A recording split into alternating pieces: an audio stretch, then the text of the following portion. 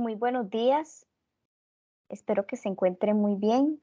Mucho gusto, mi nombre es María José Artavia Ocampo y en esta ocasión, para el siguiente video corto, educativo o informativo, voy a presentarles algunos de los aportes en esta línea y bueno, vamos a desarrollar la temática del fraude académico y cómo evitarlo.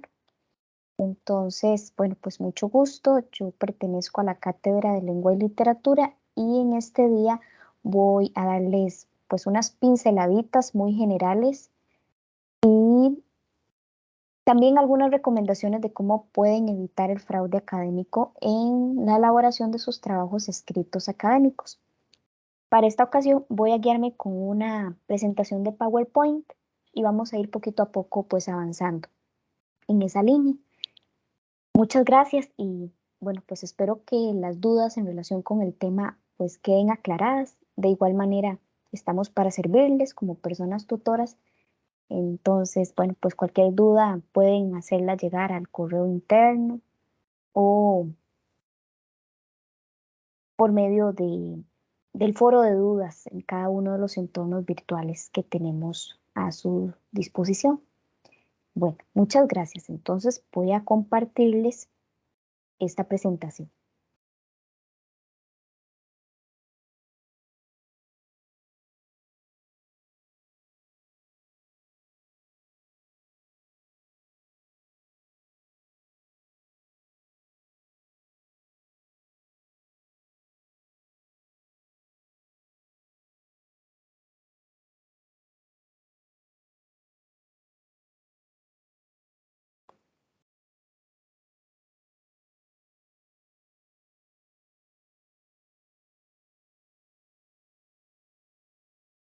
Bueno, acá tenemos una portada.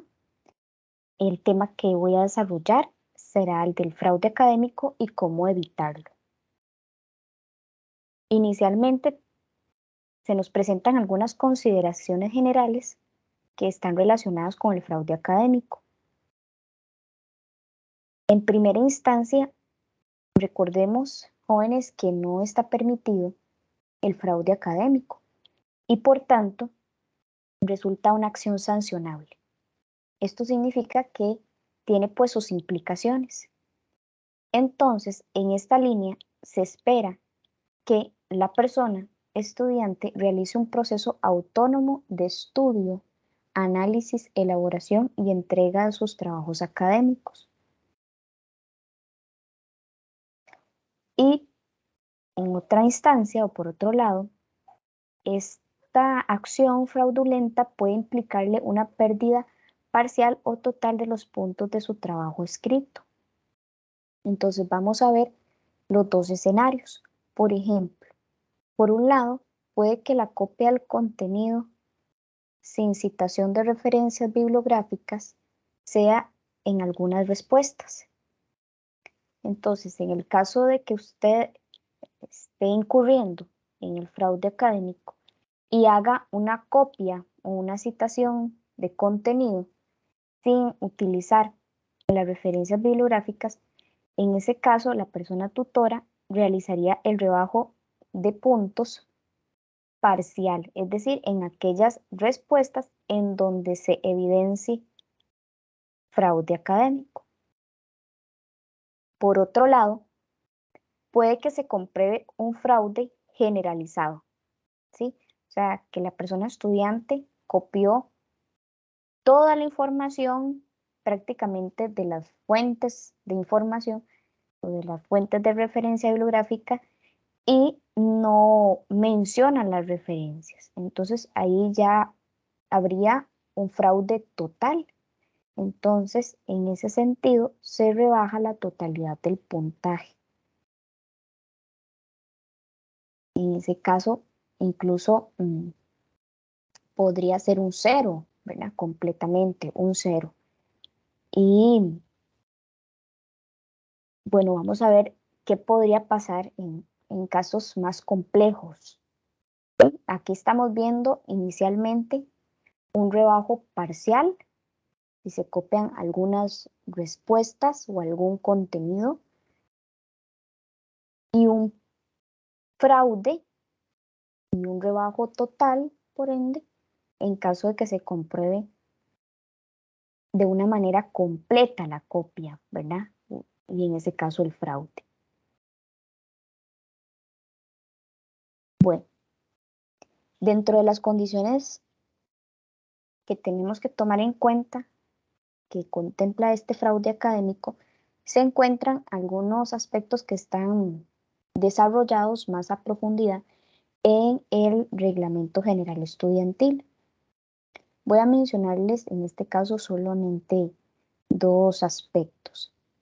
En cuanto al proceso disciplinario que se encuentra contemplado en el artículo 30, indica lo siguiente, podría implicarle a la persona estudiante desde la pérdida de la asignatura hasta la suspensión de la universidad de 3 a 6 periodos académicos, incluso la expulsión, a juicio de la persona funcionaria u órgano competente. Entonces, ya que estamos viendo como diferentes situaciones o escenarios. Puede que la persona estudiante pierda la asignatura, se le suspenda de 3 a 6 periodos académicos, incluso se le expulse a la universidad.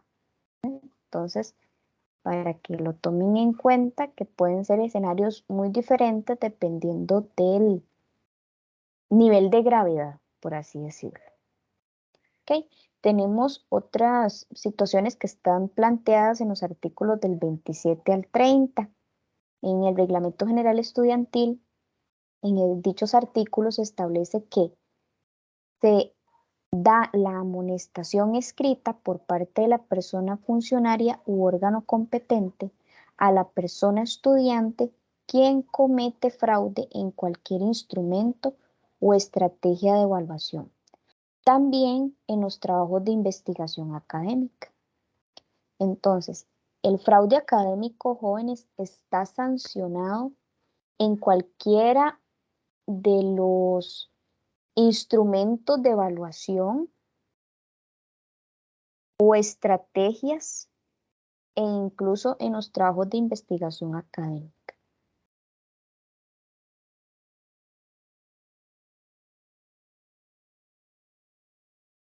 En estas diapositivas que veremos a continuación, voy a explicar cuáles podrían ser esos diferentes o cuáles podrían ser más bien esos niveles o grados de fraude académico que se podrían presentar en los diferentes escenarios o situaciones. ¿Okay? Muy bien, entonces, uno de ellos es copiar trabajos académicos. Consiste en la siguiente acción. El instrumento de evaluación es igual al presentado por otra persona estudiante. ¿Sí? Entonces es como por ejemplo cuando un estudiante le pide a otro que le facilite el trabajo. ¿Sí? Entonces los dos presentan el mismo trabajo. Incluso se han dado casos en donde es el mismo nombre del estudiante, ni siquiera lo corrigen. Entonces, en esos casos, este sería un tipo de fraude académico, ¿verdad? Copiar trabajos y presentarlos como propios, pero no le pertenecen a usted como persona estudiante. Bueno, el segundo tipo de fraude académico consiste en copiar contenido de Internet. El trabajo escrito no presenta la referencia bibliográfica, tampoco menciona la autoría. Entonces, en esos casos, se comprueba que el estudiante emplea referencias de Internet, pero no menciona la autoría, no menciona de dónde provienen esas fuentes de información. Entonces, hace suyo los comentarios que son propios de otras personas y no menciona las referencias. Bueno, muy bien. Existe otro, el tercero de estos tipos de fraude, que consiste en copiar contenido sin referencias bibliográficas. ¿Okay? ¿En qué consiste este tipo de fraude? En aquellos trabajos cuya información carece de las fuentes bibliográficas de consulta. Entonces, sería como hacer un proceso de plasmar por escrito, por así decirlo, información teórica sobre determinado tema por desarrollar en el trabajo, pero no tiene fuentes bibliográficas, no dice de dónde proviene esa información que usted está consultando. Entonces, tener una referencia bibliográfica para hacer un trabajo implica que yo debo incluir esa información dentro de la producción escrita, dentro del trabajo. Muy bien. Vamos a pasar a otros 3 tipos.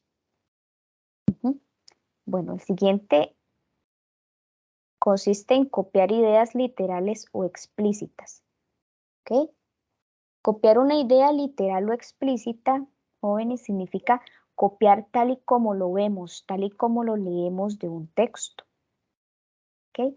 En este caso, podríamos verlo muy bien representado en la unidad didáctica de la asignatura o en aquellos recursos didácticos ofrecidos en la asignatura. ¿Sí? Puede ser, por ejemplo, un video educativo, por ejemplo, un enlace para observar una entrevista o un coloquio sobre un tema específico, o un panel donde están ciertos expositores tratando X tema. Entonces, todos esos son recursos, por ejemplo, digitales. En el caso de los videos, por ejemplo, de las ponencias o presentaciones. Pero también podrían ser recursos físicos como la unidad didáctica que se nos ofrece en asignatura. Entonces, si yo como persona estudiante voy a hacer una citación literal o explícita, debo utilizar la cita corta o larga, debo entrecomillarla y agregar datos como, por ejemplo, el autor, el año, la página, ¿verdad? En el caso de la unidad didáctica, sí que es un libro en físico. Muy bien, entonces, si yo voy a copiar una idea literal o explícita, yo debo incluir referencias bibliográficas. ¿Qué es lo que pasa cuando sucede fraude académico y existe una copia literal o explícita? Bueno, que se da una transcripción de información literal, pero que no cuenta con las referencias bibliográficas. Muy bien, vamos a explicar 2 más. La otra forma de cometer fraude académico consiste en usar otros materiales o fuentes de referencia bibliográfica, distintos a los que se proponen en la orientación académica de la asignatura. ¿Ok? En este caso, lo que sucede es que en ocasiones las personas estudiantes no leen adecuadamente o de forma completa o con atención las instrucciones del trabajo. Entonces, por ejemplo, creen pensar que pueden utilizar el internet o que pueden utilizar otro libro de apoyo y tal vez en las instrucciones solo dice que utilice la unidad didáctica. Entonces es muy importante para el caso de las asignaturas de esta cátedra que usted se guíe con la o las unidades didácticas que se le brindan para el desarrollo de la asignatura, para el estudio de los contenidos de la asignatura. Y así evite utilizar otras fuentes de referencia bibliográfica distintas a las recomendadas en la orientación académica. ¿Okay?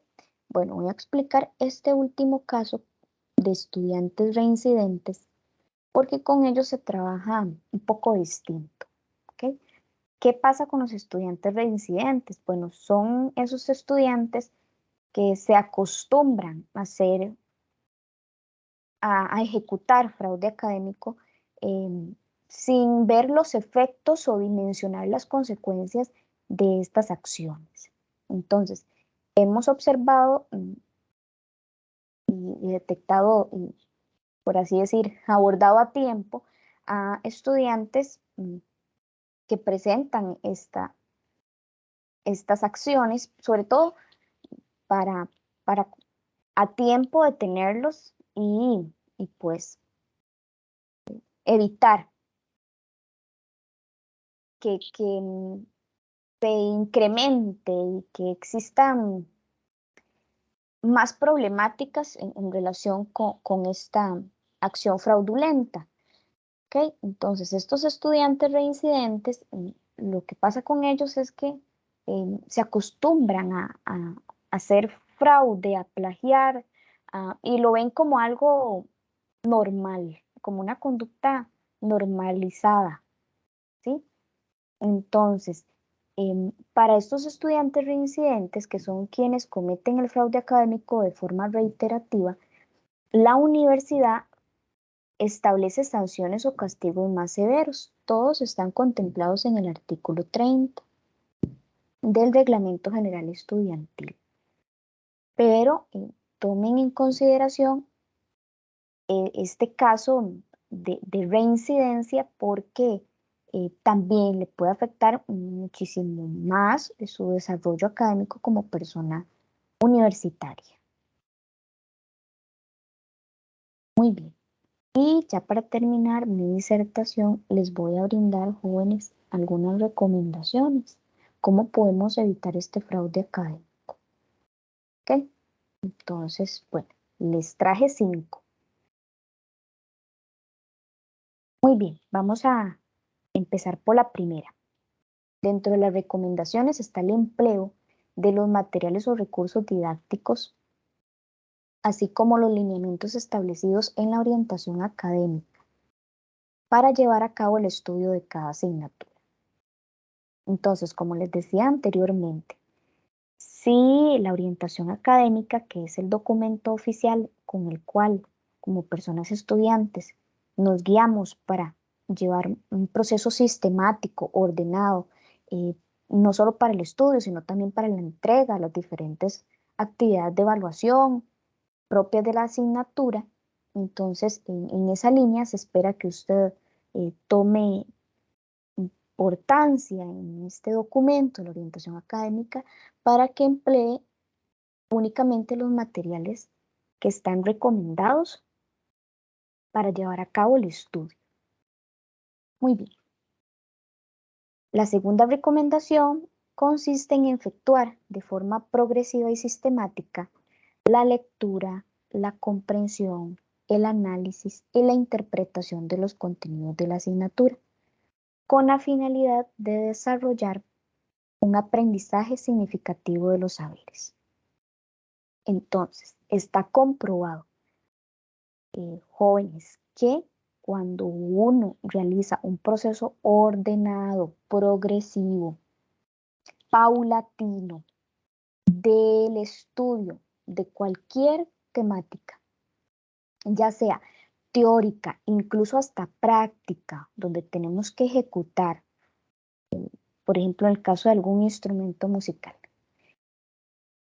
se evidencia un mayor desarrollo cerebral y un mayor éxito a nivel académico en cuanto a evaluaciones, en cuanto a calificaciones, cuando yo le dedico el tiempo necesario al estudio de esa materia.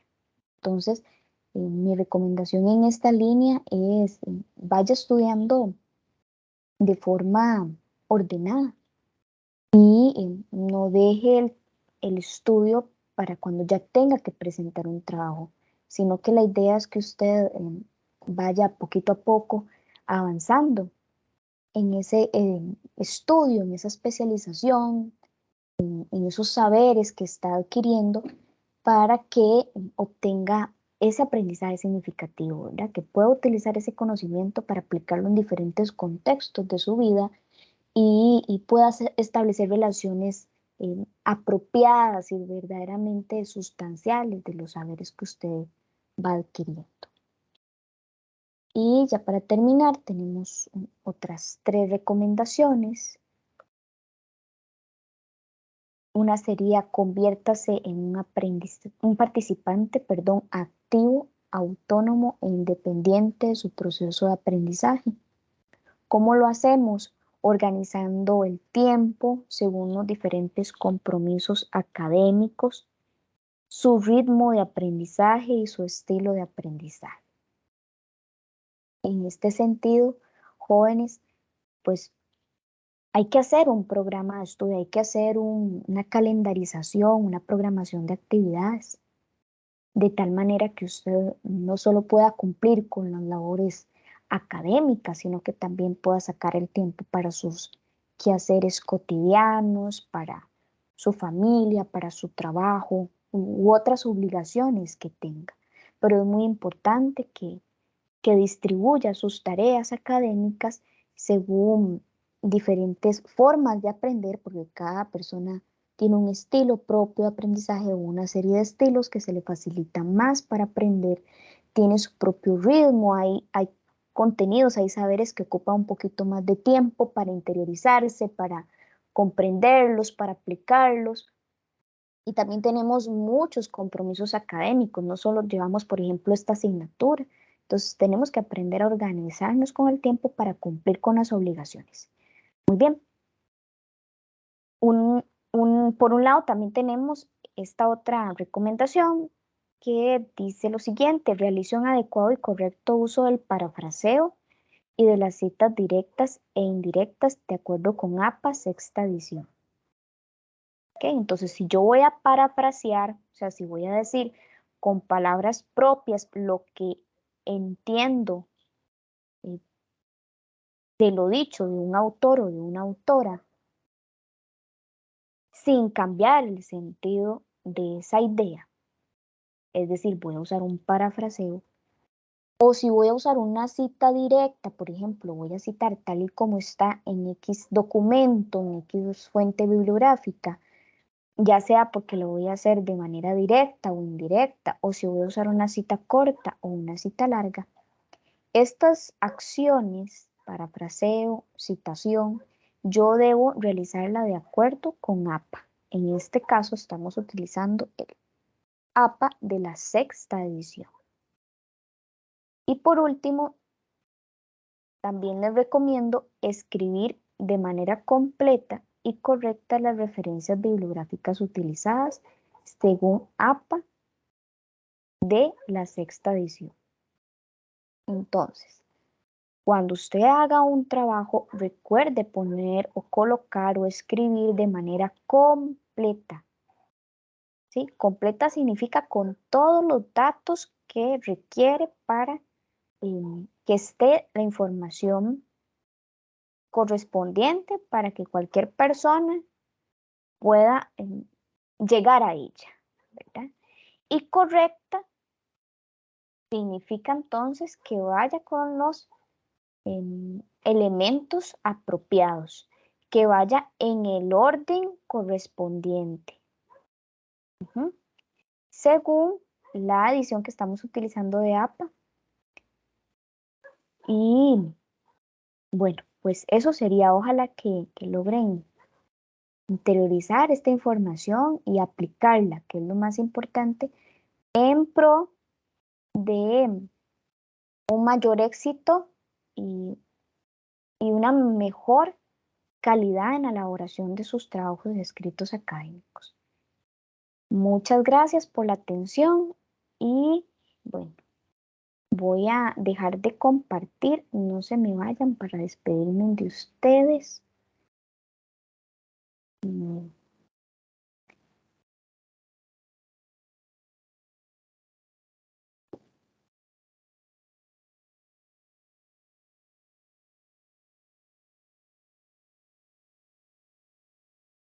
Sí, muchas gracias. Ha sido un placer poder compartir con ustedes el día de hoy y bueno, nos estaremos viendo tal vez en algunos otros videos.